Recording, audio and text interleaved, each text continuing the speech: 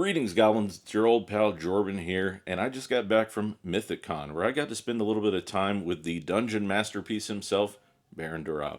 Now, it was a tight schedule at the con, so we only managed to squeeze a little bit of time in together, but I was super thrilled for the opportunity to talk with a fellow dungeon tuber about some of the barriers to entering our hobby. So, without further ado, here is our GMuary themed discussion about game masters and resources for new game masters. Well, thanks for doing this, man. I really appreciate it. Good evening, Dungeon Masters, and welcome to Elder Goblin Games, the universalist TTRPG channel where the DCs are made up and the stats don't matter. Today we have a very special guest, the one, the only, Baron Ropp. Hello, everybody. Thanks for joining me. Absolutely, man. Thanks for having me out here. Yeah, we're here at MythicCon. This is my first time coming to this MythicCon.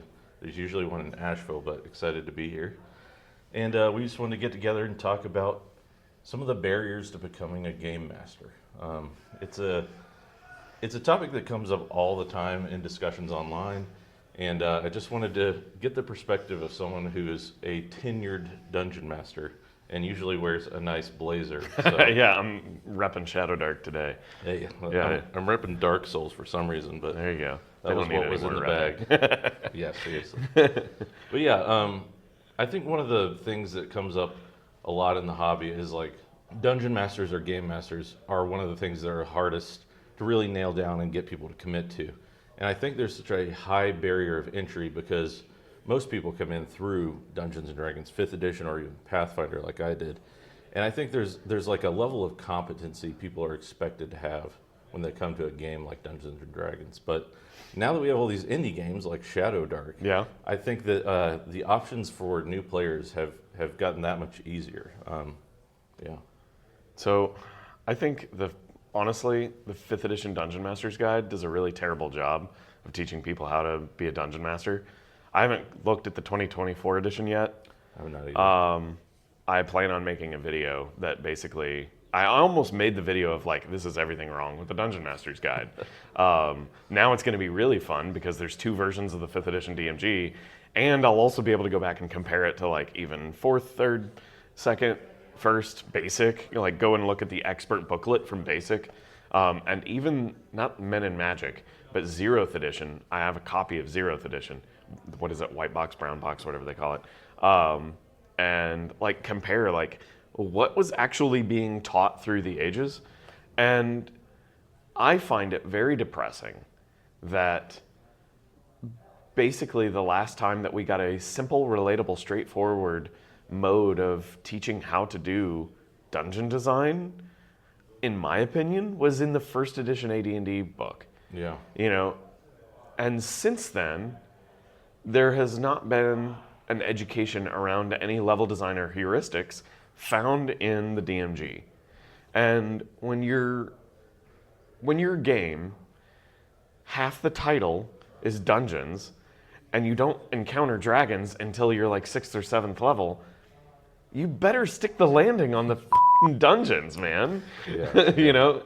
And like you go and look at the 5th edition Dungeon Master's Guide, and it's just nothing but vibes-based essays. It's like these are, you know, I even cracked the joke in another review video I did for, I think it was Runehammer's Index Card RPG. Yeah. It's like the DMG looks like a C- middle school book report that was algorithmically lengthened by ChatGPT.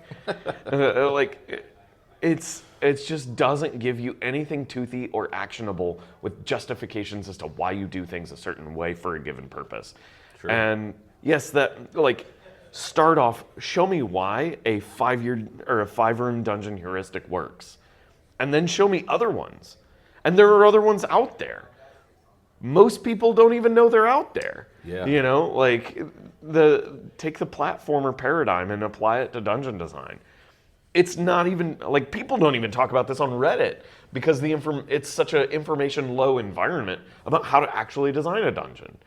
Yeah. You know, there's a lot of lessons that we can learn from, you know, 3D, like, first-person shooter level design that is taught at the academic level in college, in, like, game design at colleges. It has not at all pervaded the D&D hobby whatsoever. Why? This is I don't know. I get really bent out of shape about how little help is actually in the DMG. Yeah, absolutely. For dungeon design, for encounter design within dungeons, and 5th edition is an extremely wargamey style of role-playing game. There's no like encounter design tools whatsoever in the DMG. It's like, oh, put whatever you think is cool in there, and here's math for monster stat blocks that is way too complicated and doesn't really matter anyway. Like, give me cool ideas of like how to arrange the terrain. Yeah. No tools there whatsoever. There's nothing.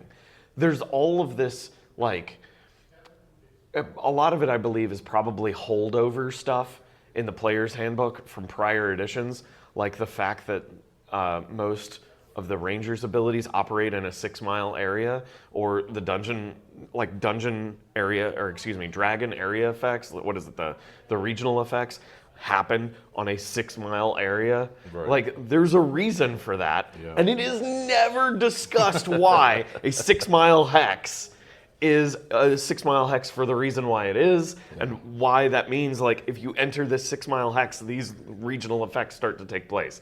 Like, there's so much there that is just not in the text for a new dungeon master. I can go on a damn rant. I'm sorry. No, you're good. I mean, I guess that's why we're here, but Yeah. And to your point, I just recently did a video talking about the Game Master's Guide that's kind of within ICRPG. Right. And just the fact that it actually gives you useful, actionable information and ways to approach building a game, running an adventure. Even the, I think it's called the architecture of encounters design in there, where, they break down different styles of approaching what an encounter can be. It just goes so much further than even the 2014 Dungeon Master's Guide ever did. And there's so many great resources out there now in lesser known games. Like I was just looking through Mothership, for instance. Like the structure to creating an adventure. The Tombs adventure system. Yeah. Yeah. If you're not so familiar cool. with that, go check out the Tombs adventure system in the Warden Manual for Mothership, first edition. It's awesome. Yeah. And, you would think that the company that's sort of, championing the hobby would, again, I don't know what 2024 DMG looks like, but would take a really honest effort in looking at best ways to set up dungeon masters for success. And You would think. Yeah, I haven't seen it yet. I need to pick up 2024. Maybe there's something in there that I don't know about yet, but I haven't heard anything online either discussing it. So I'm imagining that there's not a whole lot. Yeah, the people who have looked at it, I have asked, does it teach you how to design a dungeon with heuristics or with like modes of doing it, like the different, not just 5-room dungeon, other ways of designing a dungeon? Like, do you get like design paradigm bullet list, like put all of these things in the dungeon. If you check all these boxes, you get a complete dungeon at the end that solves XYZ problem. It doesn't exist. Yeah. So it's really frustrating to me. Also, overland encounter and like travel management, non-existent in the DMG still. Yeah, which is unfortunate because, this is a tradition built off of things like Lord of the Rings, which are entirely travel-based. All of those things. That's literally what they do for 3 books. You go, travel for 3 books and occasionally go through the dungeon when you're going through the Mines of Moria, know? Yeah, and, Free League put out the One Ring, which I've heard has excellent travel rules and things like that. But again, these are outside sources that GMs are having to dig for. And I think the frustrating thing is that, becoming a GM is such a huge hurdle for some. And if these tools were more readily available or even more well known, I think that hurdle would be easier to get over. But I think D&D tends to fall back on a sort of oral tradition where, information is passed down from dungeon master to dungeon master, and you learn from someone else who taught you how to play. Right. And you adopt usually their style of play instead of just reading a book that tells you these are good examples of how to run a game, how to set up a game, things like that. And I think that's kind of what's been disappointing to me as I look into, so I've been doing this thing called GMuary, right? Where like the idea is creating new dungeon masters and bringing new people into the hobby and making game mastering accessible to people. Well, most people are going to go out to their local store. They're going to buy either the 2024 DMG or they're going to buy the 2014 DMG. And I think they're going to be sorely disappointed because 2014 is mostly a reference guide. You know, like there are, If that, yeah. there are tips in there and things that will help you run Treasure, for instance. But Treasure Yeah. is such a small part of running the game. Especially in 5th edition. It's useless in 5th edition, effectively. Yeah. So point being that I want to bring more attention to some of these other games that actually do have good guides to being a game master. But Right. that's part of what my channel goal is. So on that thought, do you have any games or Dungeon Master, Game Master guides that come to mind other than the ones we just Right. named? But- So I think what's interesting is when I look, and this was not made lucid to me until I read Index Card RPG and then played in a game with Hankrin Fernail as the Dungeon Master. Yeah. And it became immediately apparent to me afterward that he wrote his dungeon mastering section based on his dungeon mastering style. So, you know, to be remotely charitable to the 5th edition writers, I think it's bad management of the team. But it is clear to me that they had no clear direction of what the actual gameplay loop of dungeon crawling, encounter design, you know, hex crawling, all of these things. They had no clear direction of what that looked like. So as you go through these different systems, you know, think about as you're reading the book, what is this DMG telling me to do? Because that's what the game masters or the game designers designed it. That is how they play it. That's not necessarily how you're supposed to play it. So I think, let me think. What's a really good one? I think one of the best ones on the market right now.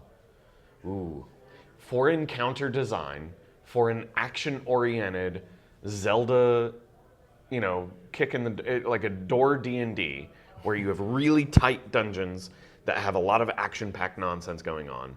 Index Card RPG is really good for that. Yeah. You get really good blueprints of encounter design, and you can just basically, I think there's like 12 blueprints in the book. You take 6 of them together, you smash them together, you theme them out, and boom, you've got a dungeon. And it's a hit every time, even if it's a railroad. Let me think. If you are using the basic edition of Dungeons and Dragons, there is a dungeon design tool in the back that just helps you rapidly scatter out what to put in a dungeon if you kind of have an idea for a map. 5 Torches Deep is really good as a heuristic. It uses a Rubik's Cube. Oh, cool. In order to, so you like twist up the Rubik's Cube into a random thing, and then you roll it like a die, and then the color faces on the Oh, top that's an awesome idea. become prompts for a dungeon Yeah. of like what kind of room is in each of these 9 areas.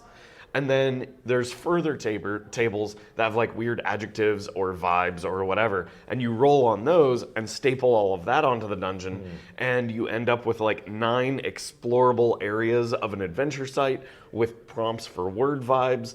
Then there's tables for like rolling up what's the actual problem here. It's a really good tool for very rapidly designing a small adventurable area or dungeon. Let's see. I used to love the faction system in Stars Without Number, and then decided it was way too fiddly. It personally, I feel like it's great as an RPG. Yeah. If you're playing it with players, it's super fun. Let's see, what else is there? Mouse Ritter is probably my favorite treasure generation. The idea of the treasure generation system in Mouse Ritter, I think, is underserved. It needs to be expanded, but the way that it approaches treasure generation is absolutely phenomenal. Where rather than like rolling percentages, you just roll up an amount of treasure based on like how hard it was to get the treasure. Yeah. Let's see, what else? I mean, there's Shadow Dark. Shadow Dark is, the treasure in Shadow Dark is just phenomenal. Well, and even some of the tips to first-time GMs, you know, in Shadow To first-time GMs, yes. Like, and this is something I said in my recent video about Shadow Dark. is that and I've kind of started to waver on this, sorry Kelsey, about how how poetically terse each, or concise, each little maxim that you get. Like, it's a 2-page spread for combat with not more than 400 words discussing how to run combat. There's another 2-page spread for overland travel with not more than 400 words dedicated. And I think there's even an illustration there, which means you probably lost 100 words. Yeah. So, like, each statement is super concise, super pithy, and I find that when you write something so Taoistly poetic like that, it really takes a long time for it to truly marinate and sink in. Yeah. So, like, yes, it feels really good to read it, and like when you read it, oh yeah, that makes sense. But I wonder actually for the brand new Dungeon Master if they do need a lot more hand-holding. Like if each one of those is actually a bullet point that could be expanded out to a 1,500-word essay. Sure. Which is wild to think about because I also hate that, but you know, I'm a Dungeon Master with 30 years of experience. I don't need that. Yeah. And you know, to that point, maybe that's kind of what a book like the Alexandrian, is that his name? Yes. Justin Alexander from the Alexandrian. Yeah, That's I'm a great forgetting the blog. name of it. Something Guide to Becoming a Game Master. Yeah. I have it sitting on my shelf, and I've looked through it a few times. It's just a huge book. And It's a massive book. It's very easy to read, though. Mm-hmm. It's very easy. I sat down, like, despite how massive, like, it is Bible thick, I read it in a day. Yeah. You know? And it does a really good job of breaking down the different portions of the Game Master role into sections, so you don't really have to read it front to back. You can kind of take it as you go and as you learn new things, and you can be like, okay, now I want to learn about overland travel, and it has a great chapter on that and stuff like that. So again, kind of similar to what you're saying about Shadow Dark, a more thorough, more detailed version of things like that, where there are great tips for a new game master, but it really goes into detail, whereas like Shadow Dark might not. Right. Returning back to Mouse Herder, though, that's one of the cleanest overland travel area design tools that I have seen. It's just a hex flower with like 19 hexes, I think. You get the hex flower, it's a day's travel or half a day's travel to each hex. There's random roll tables to like get inspiration to put whatever you want in the hexes, and you get a little faction management system, so they get like little bullet points of like their goals and their assets. It's great. That's all you need. I'm trying to think outside of Mouse Herder is the GOAT. It's one of my favorites. Yeah. It's definitely a prominent position on my shelf. Oh yeah. No, I keep the box set of it right next to the white box D&D, if that tells you anything. Yeah. I've not had a chance to actually look through the white box, so I don't know about the dungeon design that you said is in the back of it. It's in the basic edition. Okay. In basic, not in white box. Okay. White box is I keep calling it white box because it's in a white box. I think people call it brown box. 0th edition, the one that actually started it all with the wizard on the front cover.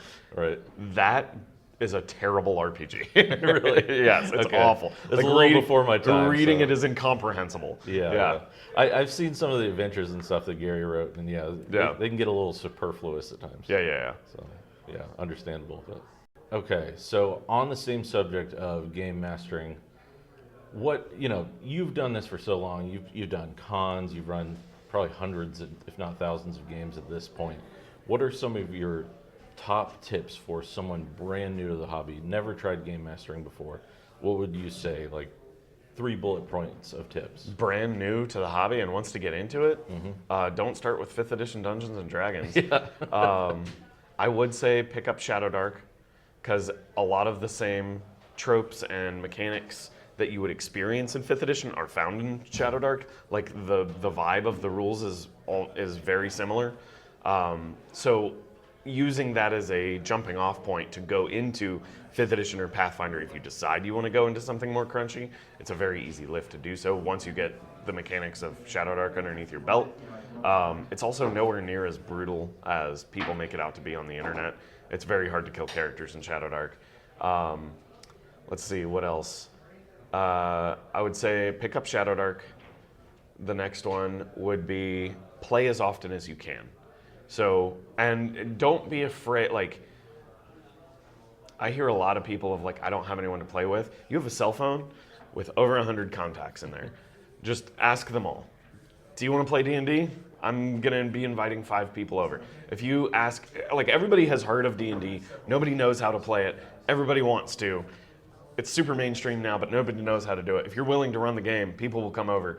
And just say you're going to do a one-shot, that way you're not like keeping yourself to a set schedule. Just make a one-shot after one-shot after one-shot. Just get the reps in.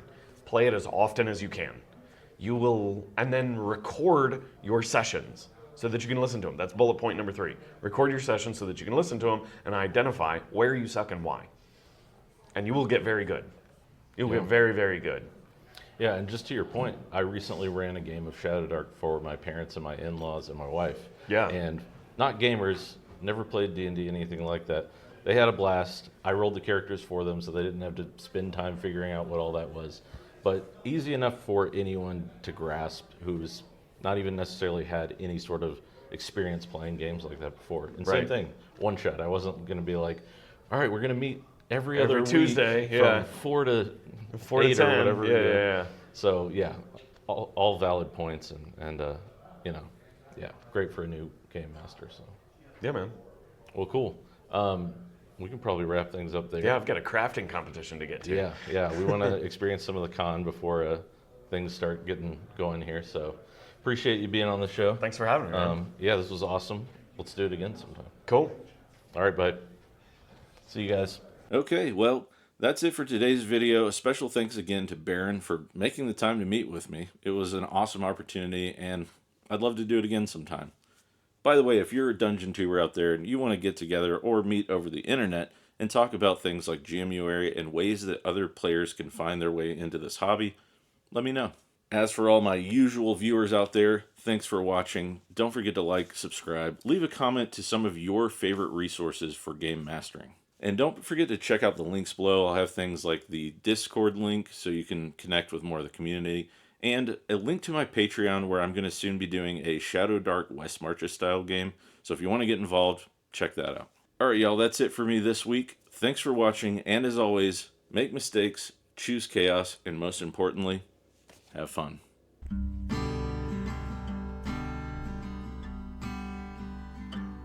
GMuary. Well, it's a month where game mastering's a little less scary. We can put down our torches, let someone else carry the burden of running the game. GMuary. Can we try another system that's a little more varied, so we don't have to burn out until we are buried? And now it's time for GMuary.